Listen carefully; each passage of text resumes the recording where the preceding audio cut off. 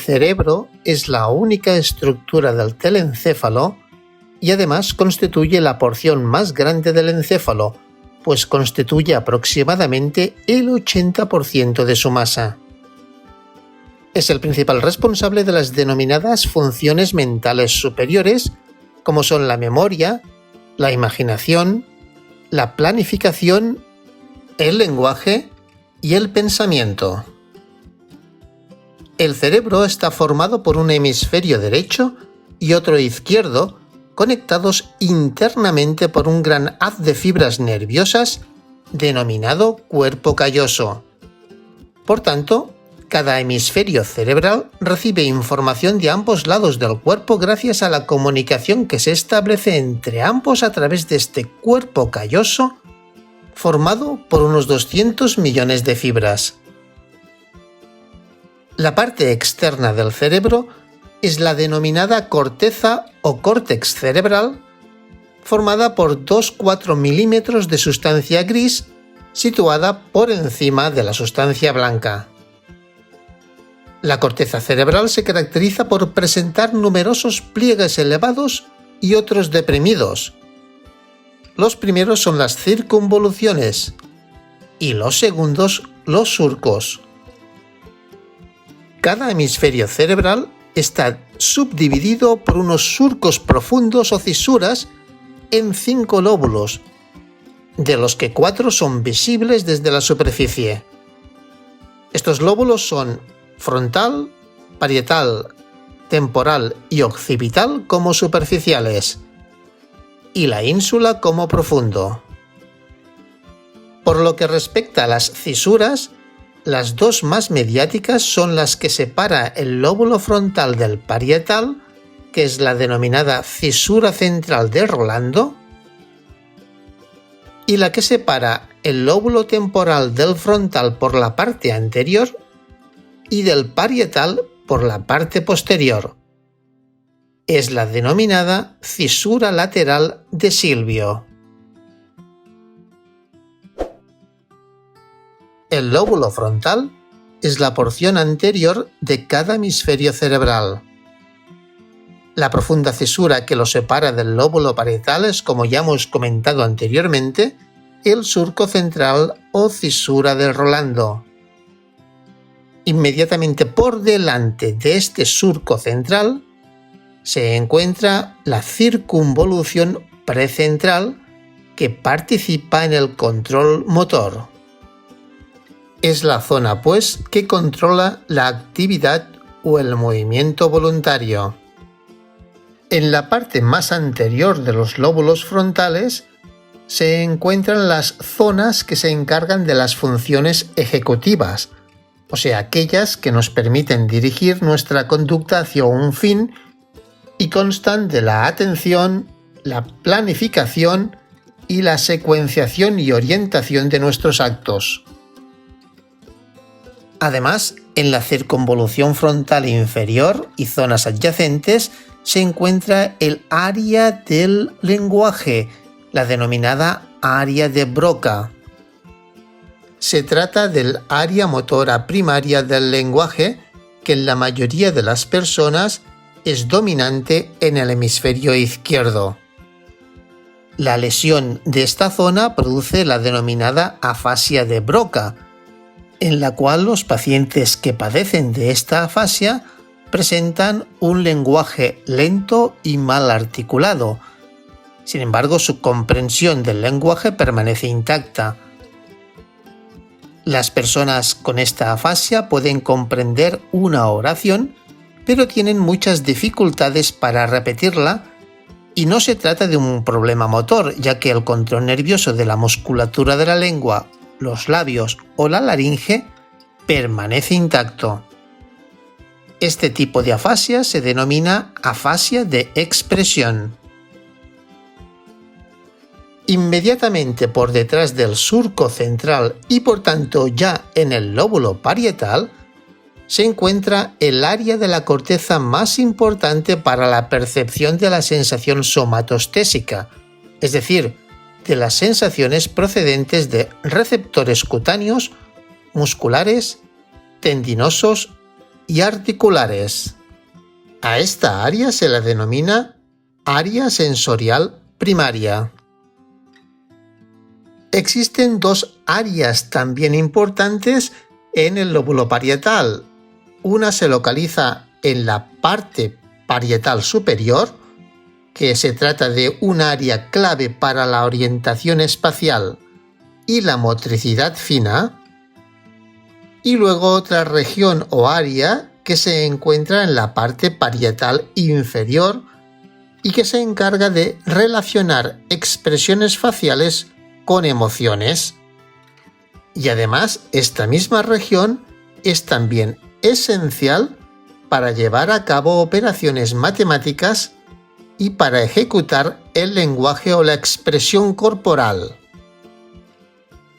Otras funciones atribuidas al lóbulo parietal sería el procesamiento del dolor y el control de esfínteres.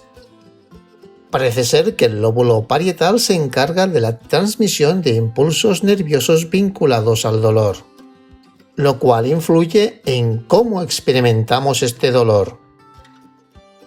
Y respecto al control de esfínteres, el lóbulo parietal tiene una gran implicación en el control de los esfínteres urinarios y los anales. El lóbulo temporal contiene los centros de la audición que reciben fibras sensitivas procedentes del caracol de cada oído. Este lóbulo también participa en la interpretación y asociación de la información auditiva y visual. Es en la zona denominada giro angular. Esta área resulta de especial relevancia debido a que permite la lectoescritura, ya que asocia la información visual con la auditiva, permitiendo asignar a cada grafema su correspondiente fonema. En personas con lesiones en esta zona, la lectura suele estar afectada, siendo muy lenta o inexistente. En la parte superior del lóbulo temporal se encuentra un área denominada área de Wernicke, que es la principal encargada de la comprensión del lenguaje, permitiendo la comunicación verbal entre individuos. La lesión de esta zona implica la denominada afasia de Wernicke, que consiste en un habla rápida y fluida, pero sin significado, la denominada ensalada de palabras. Las palabras utilizadas pueden ser palabras reales mezcladas de forma caótica o pueden ser palabras nuevas inventadas. El paciente pierde la capacidad para comprender el lenguaje y no puede comprender ni el lenguaje hablado ni el escrito.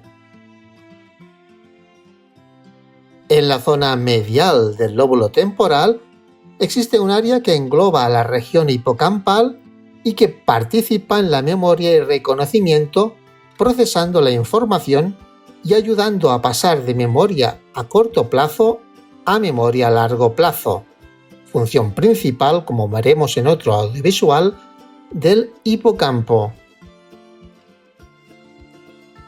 El lóbulo occipital es la zona principal responsable de la visión y de la coordinación de los movimientos oculares.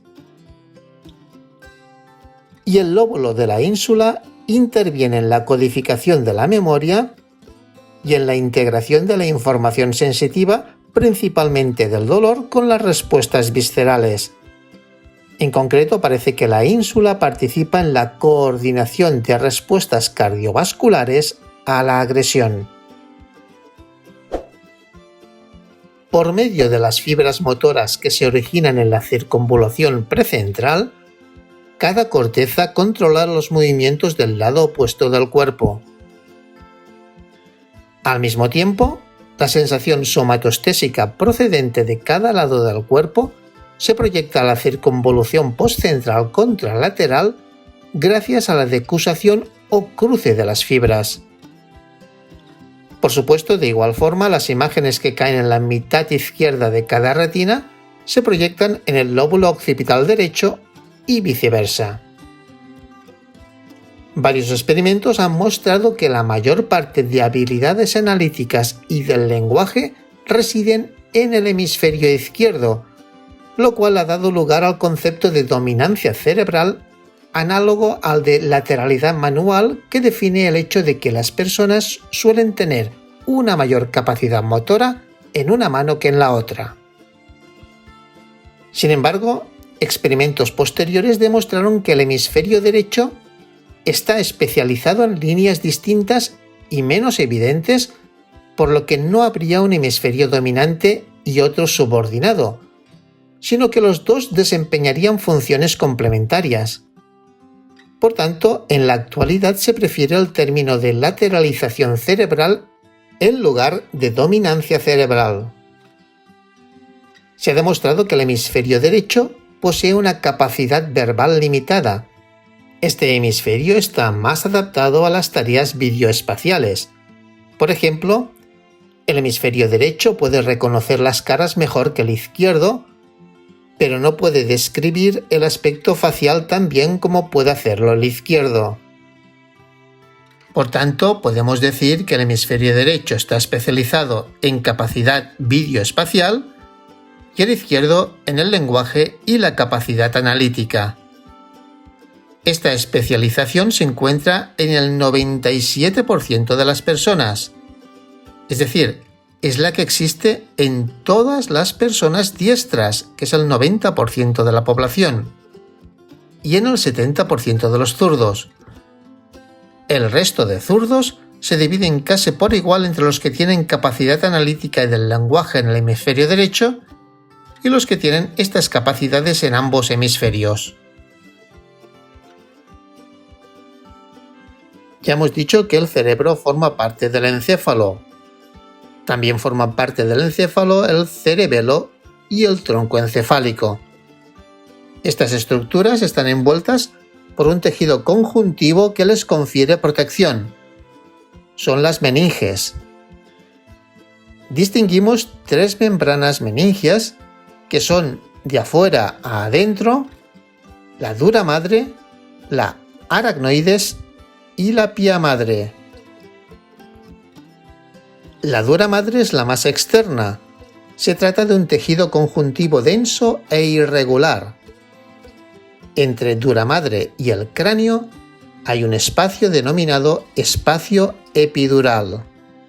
Por dentro se encuentra en contacto con líquido cefalorraquídeo, aunque la mayor parte de este líquido transita entre la capa media y la capa interna. La dura madre presenta tres prolongaciones que penetran en el tejido nervioso. Nos referimos a la hoz del cerebro, que penetra en la cisura interhemisférica y separa ambos hemisferios cerebrales, la hoz del cerebelo, que separa el cerebelo en dos mitades, en los llamados hemisferios cerebelosos, y la tienda del cerebelo, que separa el cerebelo del cerebro. La aracnoides es la meninge media, es avascular y constituida por fibras de colágeno y elásticas. Como ya hemos comentado antes, entre la aracnoides y la dura madre existe líquido cefalorraquídeo, y este espacio donde pasa este líquido cefalorraquídeo es el denominado espacio subdural. Y la pía madre es la capa más interna, constituida de tejido conjuntivo fino, compuesto de colágeno y fibras elásticas. Se encuentra muy vascularizada y entre esta y la aracnoides es por donde transita la mayor parte del líquido cefalorraquídeo. Este es el espacio subaracnoideo. El sistema nervioso central se encuentra bañado en líquido cefalorraquídeo, cuya misión es la de proporcionar amortiguamiento frente a traumatismos cráneoencefálicos y drenaje de sustancias de desecho, el equivalente a lo que sería el drenaje linfático de la circulación sistémica. Este líquido cefalorraquídeo se sintetiza en los llamados plexos coroideos, los cuales están situados en el sistema ventricular del cerebro, habiendo un plexo en cada uno de los 4 ventrículos.